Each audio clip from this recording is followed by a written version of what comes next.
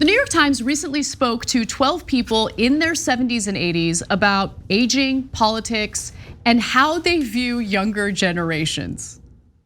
So a lot of interesting responses here. I wanna go through some of them, but before we get to their responses, here's what the New York Times writes. Though many of our participants pointed to their favorite decades in the past, there was also a general sense that the so-called golden years really are golden. Freedom from worry, struggle. This is the best decade of my life, said Eugene, 80, one of the participants. People should look forward to the future, said Francis, 83. I'm just going to make memory after memory. Yeah, here, God bless, yep. So the thing, I think when you get to that stage in life, what really stands out, and I feel like this is the through line, is the 0 F's given. Yeah, for sure. Right? Yeah, so look, as you get closer to the end, everybody has a different reaction, right? Some get really scared, some get worried, some cling to family, some want adventure, etc. But one of the things that some people start to understand is, oh, it's gonna end. And once that dawns on you, and whether you're 81 or 53 or 37, you realize, oh, I'm supposed to live life, to which I say, of course, but it's not an of course. It really isn't an of course to most people. And it wasn't necessarily an of course to me earlier in my life, right? But no, I get it. I get what these senior citizens get, which is that it is going to end at one point. So every day is precious. Go out there and do what these senior citizens are doing. Now, mind you, look, I get it. Like, I can't help but want to do this job. And so it's gonna be hard for me to retire from whatever I'm doing. Are you serious, really? Yeah. Wow. Okay, but having said that, not me. If I hear you, if I retired and I had enough money, oh my God, yeah, that's the golden years. I mean, it's a big if, right? If you have enough money, but if you got enough squirreled away, or hey, you were lucky and you made a lot, or somehow go have fun. That's why I think, like, you know that old saying about youth is wasted on the young, right? It totally is. So that's totally true and totally applicable here. But also, wealth is wasted on the rich. 100%, that's even more true. Right? Like, you knuckleheads, you're sitting there competing. Oh, my neighbor in Brentwood has a larger house. Who cares? Who cares? Go out and have fun. You guys have the money we don't have. You should be living it up at least. 1000%. Right, but they don't. They just, no, my neighbor, I feel like the richest people end up being the most miserable people. They're so miserable. Tons of times. I mean, have you watched Succession? Okay, it's not real life, although it is based on real life. Anyways, no, but seriously, some of the most miserable people I've ever met are people who were born rich. Because if you were born poor, middle class center, you become rich. A lot of those folks are good folks who actually want to look out for other people. Look, the best example is Joe Sandberg. He grew up really poor, his house foreclosed on. He forms companies, he does well for himself. Bang, turns around, gets money to earn income tax credits so working poor can make more money, tries to raise the minimum wage in California. And that makes him feel good. That's good, helping others is good. There's so many things you could do with your money, but unfortunately, the majority, not all, but the majority of rich people, especially the ones in power, are like, no, I'm gonna go, dude, you're gonna be holding on to that money as you pass away. It's not gonna do you any good. So remember that, I've talked about this a few times, but there's a school in my neighborhood that oftentimes when I'm walking my dog, I'll pass by it. And if I'm walking Charlie in the morning, it's when parents are dropping their kids off.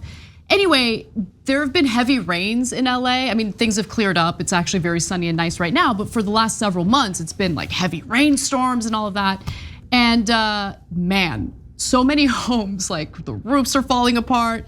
But this school has like an entire building just covered, like the roof is covered with a tarp. That's it, there's a tarp instead of a functional roof. And I'm just like, I wonder if I can like fundraise or cobble together some money to help them out. Like these kids shouldn't be like learning in a building that's like falling apart and doesn't have like a functioning roof. And then you just said something that really triggered this thought in my mind, because if you have those resources, if you're rich, paying for that roof is nothing. Look, honestly, it's nothing, and it makes people's lives better. And you shouldn't do it for yourself to feel good, but that is one of the upsides, right? Look, I'll say this one last thing and we get back to the story. Elon Musk, said something about how, oh yeah, ending world poverty, why don't you show me how? And I think it was a UN organization, anyway, that fights poverty, sent him a detailed plan and said, oh, I'm glad you asked, I remember. Right? And so, and it would actually cost a tiny, tiny fraction of his wealth. In fact, it would cost probably less than what he blew on Twitter. I don't mean like all of Twitter, I mean just what he overpaid, okay? And all those mega billionaires, and none of them are doing it. Like some of them are doing other good things, trying to fight cancer, blah, blah, blah, blah, blah. But one of them could end world poverty. I know it sounds unbelievable, but it's true. It's insane. And they're choosing not to do it. That's crazy.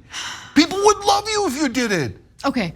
Right. Let's get back to lovely people. Like okay, Pat. lovely people. Like Pat.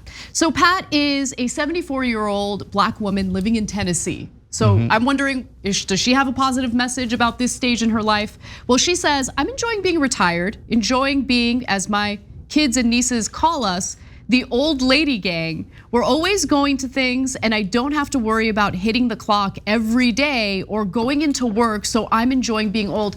I loved Pat's comment so much. Because the thing that increasingly feels like it's weighing me down is the deadlines. Like the daily deadlines. The 9 a.m. production meeting deadline, the 1:30 p.m. cutoff for graphics and videos for the graphics and videos team. Like deadline after deadline after deadline, and it just becomes too much. No, about that you're right. Like I like working because I like the work that I do. I care about it, I'm passionate about it, but the deadlines are a bitch. Yeah. Man, they really wear on you. So as I look at those 80-year-olds having the time of their life, I do get a little jelly. Totally. We've got Elaine, who's also 83 years old from Massachusetts, and she concurs saying, you know that poem, when I'm an old woman, I shall wear purple. I don't know that poem, but I know about it now. I can do whatever I want. And I met someone a year ago, the love of my life at my age, and I'm having the time of my life. Get it, girl. Get it, Elaine. Elaine. Yes. But there is some negative feedback too, okay? So let's get to that. William is an 88-year-old from Missouri. One time my daughter said, how could you have a day planner? I said, I've got more stuff in it now than I ever did. If there's a drawback to my age now, it's that living in a senior community like I do, we make friends and we lose friends.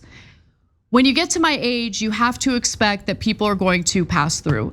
I get that's just a fact of life. That's the thing that scares me. Like that's the thing I think about the most. It's hard to see the people that you love all around you start passing away one by one. Yeah, so my sister just sent me a quote from some meditation expert or something like that, but I appreciated it, it was good. And it went something along the lines of, assume the glass is broken already, and then you'll appreciate the glass every day, okay? And I probably butchered that quote, but you get the general sense of it, right? Just assume the worst and then be pleasantly surprised when it's not the worst. Well, that's one way of looking at it. Yeah. No, the glass is already broken. The glass is already broken. Yeah. No, but to me, I don't take that everything's gonna be a disaster. No, I take it as he's right. At some point, the glass is gonna break, or you could put any other analogy you like in there. Because my wife was like, no, the glass doesn't have to break. I'm like, no, that's not the point. Okay, anyways, okay. And then my kids joined in, no, Dad, really, the glass doesn't have to break. I'm like, that's not the point. Anyway, so, because it makes it more precious. Then you realize, oh, look, I'll use my too strong coffee mug. One day this is gonna break, although even if it's a too strong coffee mug, it still can break. And so I hold on to it, it's precious. So, especially you're in a senior citizen center and you got these friends and you know the realities of life, that makes every day precious. Every day you're together is a day that's awesome.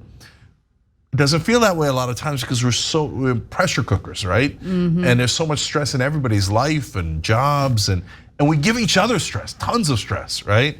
So try to be a little bit more mindful and try to be a little bit more like these folks, where they appreciate the things in life. And again, you don't have to wait till you're 80 to appreciate life. And look, I'm not the only one telling you guys to go outside and touch grass because senior citizens are saying to do it too. Not in those words, but they want you to go out and be active. You won't regret it. So Alan tells the New York Times, I think I would tell someone in their 40s and 50s to make sure they stay active physically, socially, don't stop, don't sit on the couch, get out, do something that you like. I don't care if you play golf, you bowl, but keep it up. Because when you get into your age group, into our age group, you're going to have aches and pains. If you keep moving, you're going to be a lot better off, which is totally true, by the way. A body in motion stays in motion. I heard that in a commercial once. Oh, okay, yeah, well, deep thoughts. Deep thoughts. Okay, thanks for watching The Young Turks, really appreciate it. Another way to show support is through YouTube memberships. You'll get to interact with us more. There's live chat emojis, badges. You've got emojis of me, Anna, John, JR, so those are super fun. But you also get playback of our exclusive member-only shows and specials right after they air. So all of that, all you gotta do is click that join button right underneath the video. Thank you.